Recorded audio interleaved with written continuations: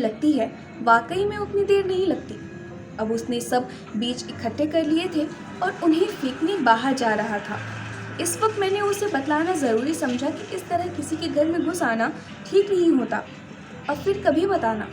मगर अपने ही कानों में मुझे अपने शब्द खोखले सुनाई पड़े। टाट उठा कर चला गया।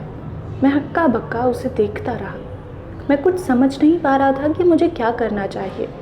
तब तक वो काफ़ी दूर चला गया। मैंने माया से कहा, एक कुर्ता पजामा तो दे देते उसे, और हाँ, 1 रुपया भी लेती आना।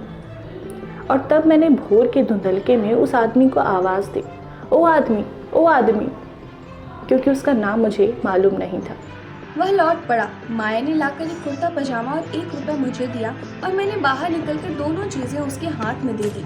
दोनों कपड़े और रुपया लेकर भी उसने कुछ नहीं कहा, कुछ भी नहीं। वह जैसे आया था वैसे ही चला गया।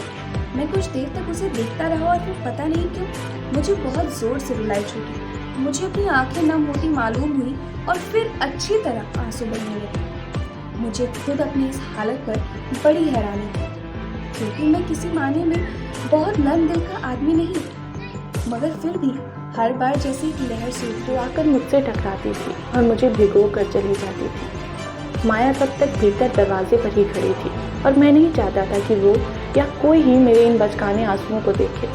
मैं बाहर सड़क पर निकल गया और घूमने लगा, मगर मैं घूम नहीं रहा था, रो रहा था, जैसे रह रहकर कोई मेरे दिल को महसूस रहा हो। माया जाने को ही तो उसने पुकार कर कहा, बेटे चलो ना, वहाँ क्या कर रहे हो? अपनी आवाज़ की भर्राहट को छिपाने की कोशिश करते हुए मैंने कहा, अब नींद थोड़ी ही आएगी, अच्छी तरह सवेरा हो गया है। और फिर कोई 15 मिनट तक मैं वहीं घूम घूम कर रोता रहा। शायद परसों बाद मैं इस तरह रोया था।